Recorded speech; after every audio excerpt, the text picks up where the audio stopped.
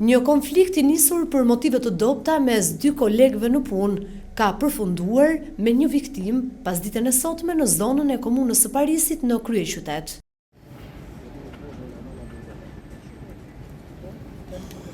Ngjarja ka ndodhur rreth orës 15:30 në ambientet e një lokali ku punonin si picier Filip Shehu, 41 vjeç dhe Indrit Ismail Llari, 34 vjeç. Sipas dëshmive të para, dy kolegët janë konfliktuar fillimisht me fjalë, ndërsa më pas, përplasja ka përfunduar në dhunë fizike. Në kulmin e sherrit, Filip Shehu ka marrë një thikë që përdorej në kuzhinë dhe ka goditur 3 herë Indrit Ismail Llarin, duke plagosur rënë në bark dhe në qafë. Pavarësisht se është dërguar menjëherë në spital, 34 vjeçari nuk ka mundur t'ju mbijetojë plagëve të marra.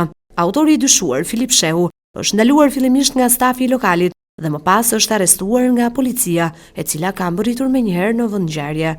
Sipas dëshmive të klientëve dhe punojësve të tjerë, konflikti dyshohet se ka nisur për një tas me proshut, ndërsa në momentin e ngjarjes lokali ka qenë plot me klientë, të cilët kanë parë të gjithë skenën e rëndë. Policia ka sekuestruar pamjet e kamerave të sigurisë për të sqaruar plotësisht dinamikën e ngjarjes dhe për të dokumentuar rrethanat e krimit.